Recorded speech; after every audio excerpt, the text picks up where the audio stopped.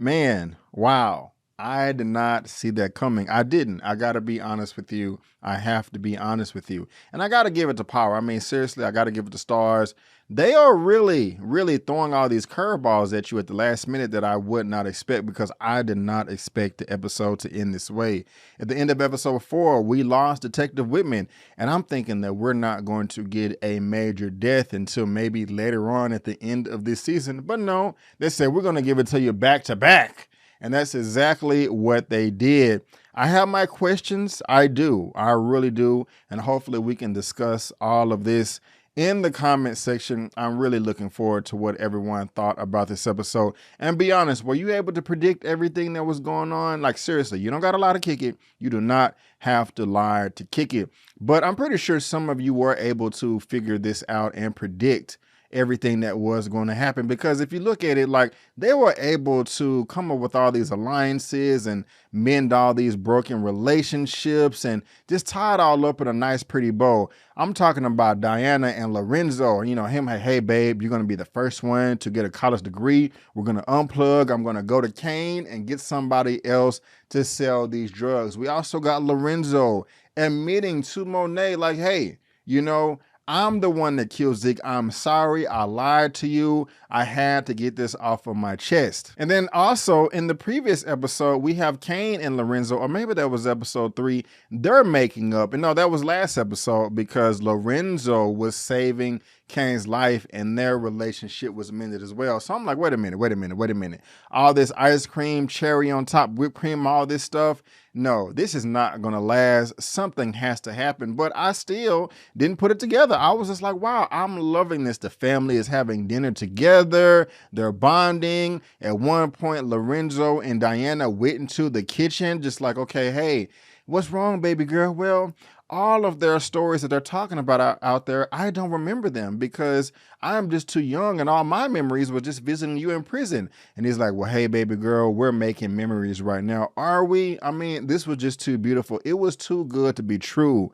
And Mary J. Blige, Miss Monet, had to ruin it. But at the same time, I necessarily don't blame her. It is the discussion that we're going to have in the chat, in the comment sections, and I cannot wait to hear what everyone has to say about this episode. Guys, I want to thank you so much for tuning in to my Power Book 2 Ghost Season 3, Episode 5, titled No More Second Chances. A business deal takes Tariq, Brayden, and Effie to Milan, Italy. Monet digs deeper after Davis provides her new information regarding Zeke's murder. Sax doubles down to find out what Jenny is hiding. There were some things that I really did love about this episode, and some things that I thought was corny, rubbed me the wrong way. I thought the episode, well, not the episode, but a character or two, the acting wasn't as good as I wanted it to be. It wasn't as good as I've seen it before in the past, but no show is perfect. Everyone does have a bad day at the office, including myself. And you see, I am by myself this time. I do not have my lovely co-host, Miss Elia Cantu. We did have a scheduling conflict. She will be able to come back next week or the week after that. Sometime we're going to try to work it out. If this is your first time finding me and you happen to like this video, this recap, please give me a thumbs up. Let me know what you thought about the episode in the comment section. Let me know what you thought about my commentary, and also subscribe and share the video. It can only help your boy out. But let's get into this episode, No More Second Chances. And this always reflects on the classroom that they're having at the university. And I love the conversation that the students were having. I really do. It's a conversation that I think of all the time about privileges and how some groups of people, depending on what you look like on the outside, whether you would get the benefit of the doubt, whether you would get the help, the assistance, any of the resources that this country has to offer that my ancestors built. Now, as far as the delivery is concerned, it was a bit forced. This is one of the scenes where I was talking about how the acting just wasn't as strong as I wanted it to be, but that's okay. It was still a good conversation, and I'm glad that it was had in this episode. But let's back up just a little bit and start at the very beginning. We have the cops investigating the Tejada's house for the murder of Detective Whitman. But was it murder or was it self-defense? You guys let me know in the comment section. But I'm saying to myself, I mean, hey, this case is closed. I mean, the cops have no proof or whatever that Whitman was doing good or bad. I'm thinking that Monet and Lorenzo and anybody involved is clear, okay? Clear as water, clear as crystal. The reason why is this is a man that is invading their house, that's breaking into their house, that's trespassing. So automatically, in my opinion, you have self-defense. Now, I don't know the state and their laws as far as, you know, stand your ground. Now, I know here in Texas, okay, somebody walking to your house, you can just blow them away, easy peasy, lemon squeezy. Ain't no questions asked. And that's the same thing that happened here. All she has to say, what she did, and I do love this, like, hey, this man was in my house. I mean, the body's there on the ground. They didn't kill him outside and bring him in. I mean, that would have, no, that did not happen. And so that's just self-defense. And to add on to that, they have official police records that Detective Whitman was harassing her as well. So, hey, this man has been harassing me. We have reports. I have filed against him. I want to sue this dude. I got my lawyer, Davis McLean, to back that up as well. It is official on the record that this dude is unhinged and he is harassing me. He may hurt me or my family, and I'm scared for my life. I hear a scream from my daughter, Diana. I come downstairs, grab my gun, and blow him away. What can they say? What can they say? Now, we know that Jenny, Blanca, and Sax later on with their task force were trying to come up with some plan to take Monet down, but I just don't see any way possible that Monet will be considered guilty for this because the man broke into the house, like I said, and they have multiple records of harassment. So I think she's going to get away scot-free with this right here.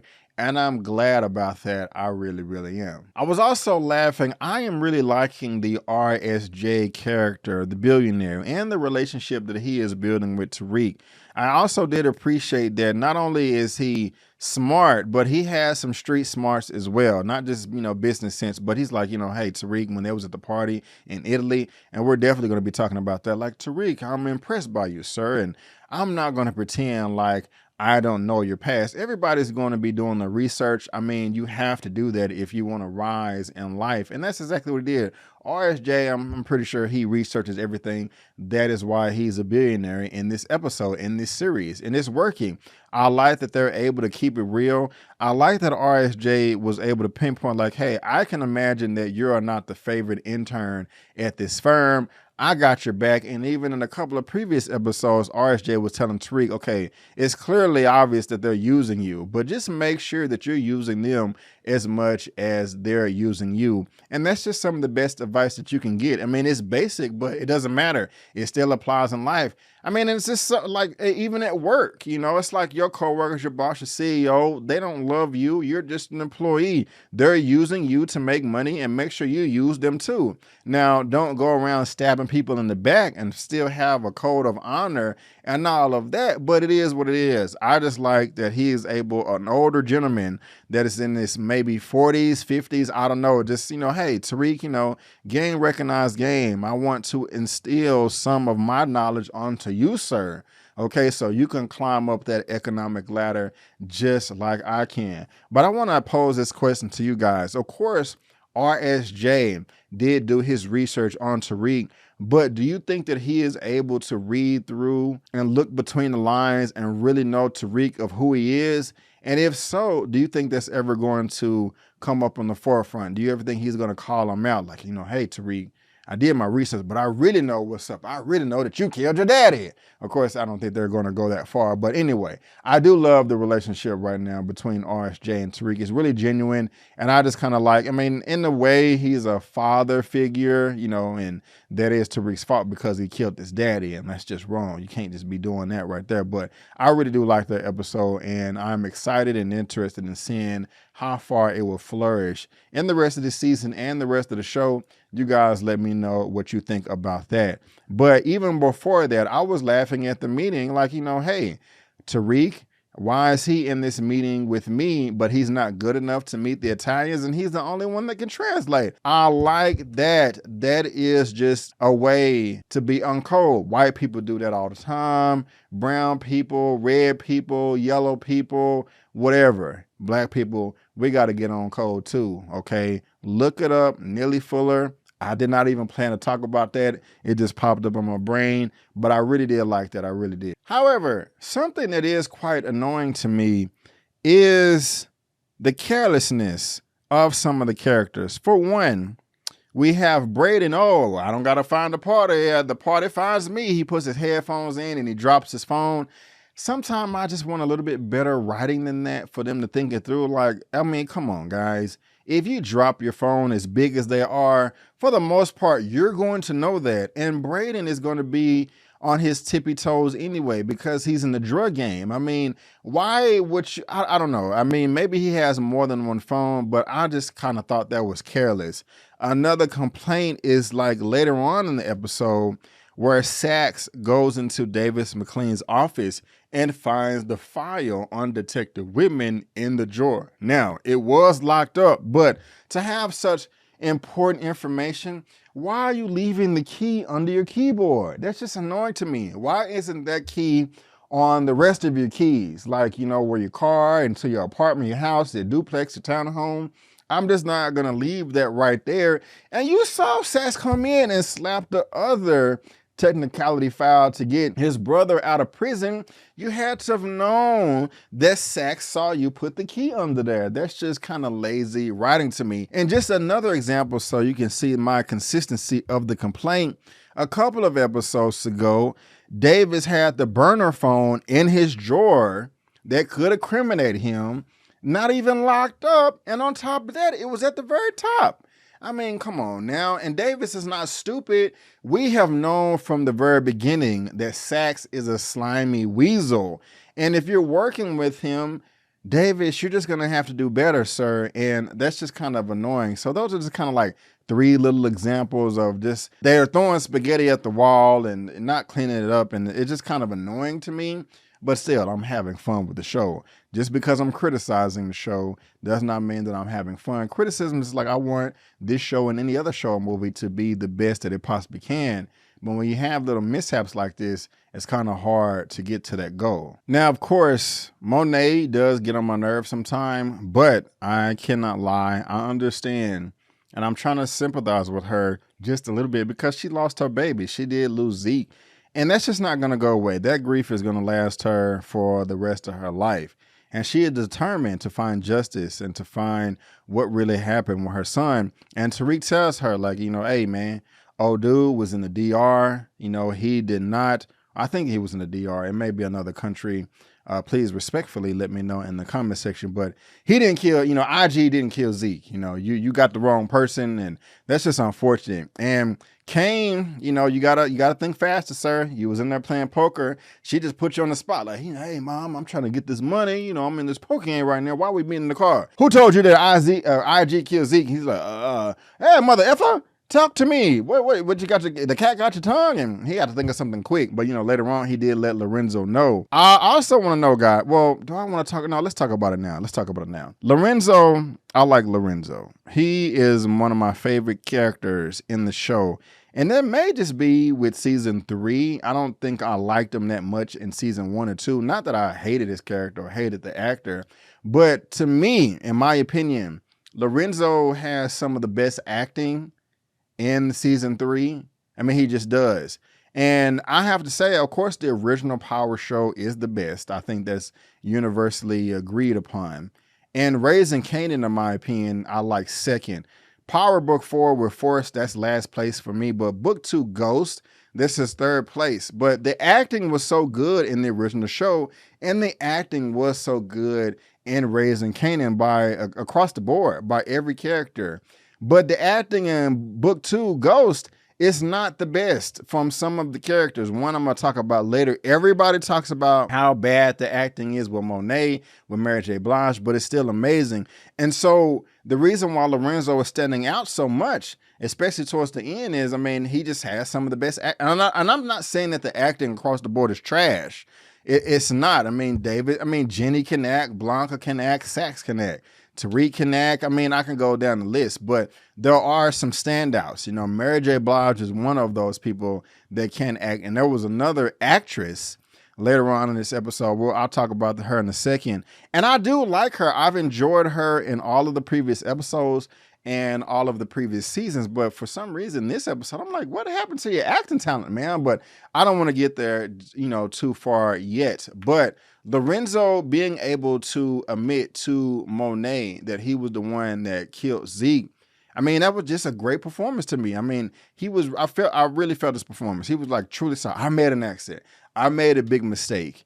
And, you know, he's putting on, like, you know, you brought Zeke into the game and you didn't take responsibility. You didn't, you know, prepare him.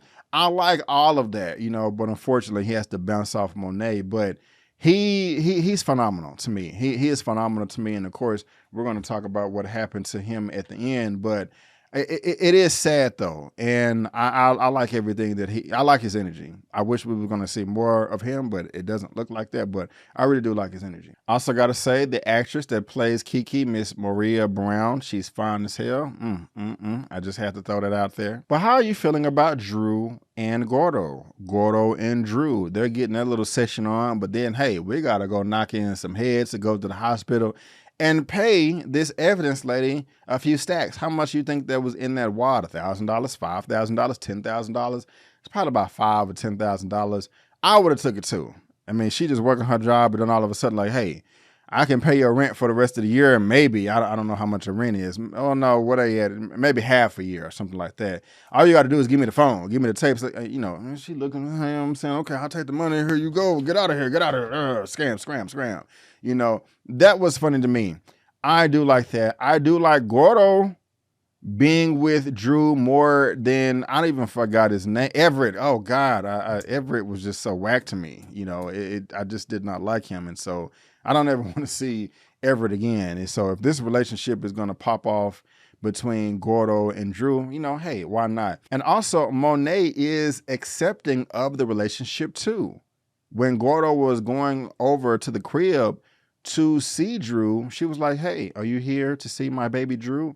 Make sure you take care of him. Don't hurt his heart, okay? I love him. I lost Zeke. I cannot lose somebody else. But enough with the silliness. I do like the conversation that they had. They have a bond together because they both lost someone. He lost his dad, Frank, who is responsible for that, Lorenzo. And she just lost Zeke as well. And so, you know, I do like that conversation. Like, does the anger still go away with the grief? He's like, no, it's diluted a little bit, but it's still there. And he said, I will slit the throat for whoever did this to my dad. And at the time, Monet did not know that it was Lorenzo that did it. Man, I cannot wait to talk about that, but we got to wait to the end. But I probably should have saw that happening with Monet going to Evelyn, telling her that Lorenzo put the hit out on Frank. He shouldn't have been snitching, but still, you guys let me know what you think about that. But it's nice. We have the crew over in Italy, and the uncle is not there. We got Tariq. We got Effie. We got Braden. We got Kiki. And we have RSJ. And I would have had fun letting my girl Effie know. I would have like, hey, babe, I got some good news, and I got some bad news. Let me give you the bad news first. You know that great weekend that we had planned together? I'm not going to be able to go because of work. Oh, guys, Tariq, you never think about us in a relationship. We've been together for so long and we haven't had a first date. All we do is sell drugs and kill people. I want to go on a date. Well, baby, wait. I did not give you the good news yet. Even though we're not going to be able to go to this little rinky-dink restaurant over here that's in town, I'm going to take you to Italy. Let's go, get your bags packed. Oh my God. I would have had fun with that right there. Like, seriously. I mean, and what girlfriend would not want to go do that? You are knocking out 17 birds with one stone. I was going to say 2 or 3, but we're going to say 17. First of all, you got the job at this lovely internship at this firm. You got the job at the intern. Y'all know what I'm trying to say. Then you're going to Italy. And you're able to take your girl. This is a win-win all the way. A win is a win. A win is a win. I would probably break up with my girl if she complained that we were not able to go to the rinky-dink restaurant down the street around the corner. baby, no, I'm working, I'm getting this bag, I'm getting this experience, but you can come to Italy with me too. This is nice. I love it. I love it. I love it. But I was not expecting Noma and Obi to pop up. I'm like, oh, damn. Can y'all leave them alone?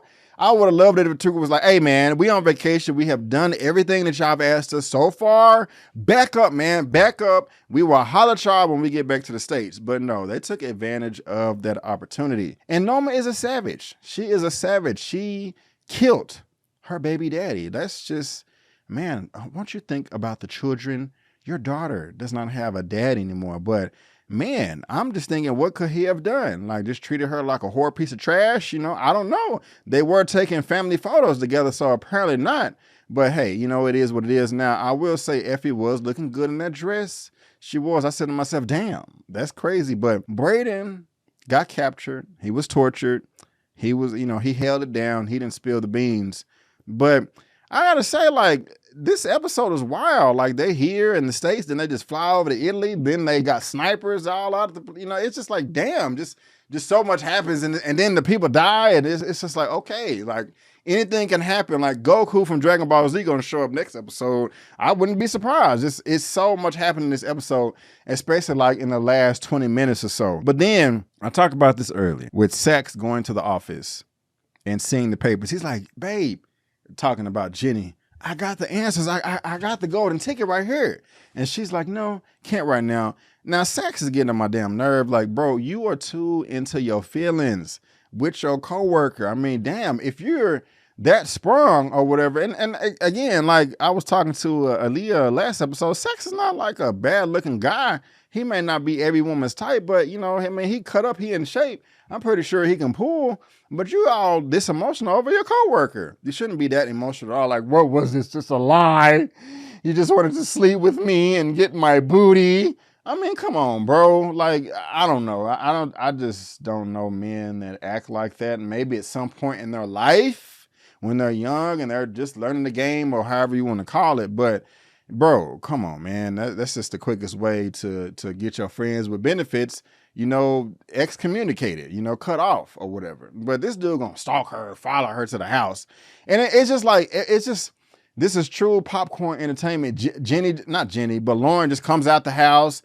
Jenny not even getting mad at her. Like, maybe you go back in the house, please, and be quiet and, you know, all this. And, you know, I mean, in Sax, why are you so upset anyway? Like, you can't get mad at Jenny for the case that she's trying to create. She's trying to make it seem like this girl is dead.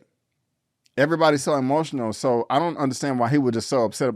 We're supposed to be a team, and you lied to me. You manipulated me, and you manipulated her. And it's just like, Sax, stop it. Stop it. Nobody likes, well, I don't want to speak for nobody or everybody.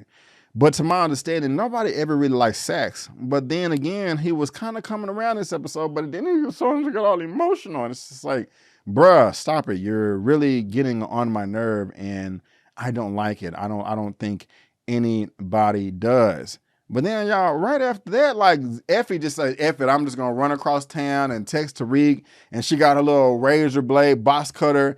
This was the other actress in this episode 12. I'm like, what happened to the acting? Now look, Lauren Hurd, that is your name. Yeah, no, it's not Lauren Hurd, excuse me. Lauren is your name in the show. Paige Hurd is your real name. She's from Dallas, Texas as well. That's what's up, representing that D-Town. Paige Hurd, look, I'm not gonna crap on you, ma'am. I think that you are a beautiful woman. I think that you are a very talented actress and professional. 2 thumbs up to you. Ever since you've been popping up in this Power Book 2 Ghost show, I've thought you've done a phenomenal job. I just want to give you a little round of applause. I've enjoyed your character. However, in this episode, ma'am, I don't know what happened, but the acting was just not good. I mean, I don't know what to believe. Well, Tariq, they're coming after you and they're building a case. I'm just like, what happened? The acting was trash. And I've never seen that from her before. I've never felt this way about Paige Hurd's acting, about Lauren's acting. It was just jarring to me. Like, I don't know. Maybe they changed the script at the end and she wasn't able to read her line. I don't know what it was, but it just kind of stood out like a sore thumb. And I really did think that Effie was going to admit to Tariq that she is the one to try to get rid of him. Or not him, but Lord, I can't get the names right. Effie. But, you know, she didn't. I love you. And Tariq don't know what to think now. I liked his reaction too. Like, he asking this, what are you doing here and where you been and all that. And he getting back, you know, they had this nice, well, not nice because they ended up have to rescue Braden or whatever, but they had a semi-great experience in Italy. Coming back, he thinks this is his D1, his down-ass chick, and finds out that she's possibly lying to him or whatever. And so that's just kind of unfortunate right there. I cannot wait to see how that plays out. Now, I really don't know how Effie is going to pull off the Achilles heel that she was talking about. Hey, we're going to kidnap Norma's daughter. You know, who knows? This show be throwing so many curveballs at you. We're just going to have to figure it out. But unfortunately, Lorenzo got kicked out the house. He goes and starts drinking, comes outside. There is a nail in his tire, and Gordo slits his throat. And Monet has to live with this. Now, look, I understand, Monet, you being mad, and I would want to kill anybody that murdered my son, too. I mean, that was her son. But it was an accident, and you're taking the father away from Drew, Diana, and Kane. I had a semi-level of respect for her because when they had the initial argument, she was like, the only reason I'm not going to give you a bullet is respect for the kids. But she still let Gordo and Evelyn know and was like, hey, whatever I know what the repercussions are for giving this information. I'm on the fence with that right there. Like, if Monet never wanted to talk to Lorenzo again, I completely understand that. Completely. But you got to think, man, you took away the father of your 3 kids. Yeah, I don't know how I feel about that. You guys let me know how you feel, but that just wasn't the best move to me. I could be wrong, but I'm really dying to know how you guys felt about that. And I was just kind of thinking to myself, kind of rewatching. I'm like, wait a minute. What if Lorenzo is not dead? Because if you pay attention, it went to black right as he was passing out. And I looked up something. I was like, does a person with their throat slit die immediately? And to be honest with you, I was nervous to even search for this because I didn't want nobody to be like, wait a minute, his search history talking about slitting throats. You gonna kill somebody, Brandon? No, I'm talking about the show. Some of these say 1 to 3 minutes. You're unconscious. It talks about the air and all arteries. I did see something where it says, depending on how deep the cut is and if they hit a certain artery or not, you know, the person may not die for another 10 or 15 minutes. Now, I really doubt that the paramedics was around the corner, you know, but I did at least look that up. You know, most likely I need to start reaching like Stretch Armstrong. 99.9% Lorenzo is dead, but I don't know. We're just going to have to see. But guys, this was still a great episode. It was really wild and just so many random things just happened. But I'm entertained by this. I really am. I really am. And you guys let me know what you think. But guys, that is my recap. That is my review for Power of Book 2 Ghost, Season 3, Episode 5, titled No More Second Chances. Again, let me know what you think in the comment section below. Also, guys, if this is your first time here, if you subscribe, you'll get movie reviews, spoiler movie reviews, series reviews, a weekly movie news roundup show. I'm also talking about that Snowfall. Of course, Power Book 2 Ghost Season 3. That's what we're talking about now. Bel Air Season 2 trailer reactions and a couple of interviews as well. But guys, again, I just want to thank you so much for tuning in. And before you go, don't forget that my name is Brandon Keith Avery, and that's just my opinion. Peace.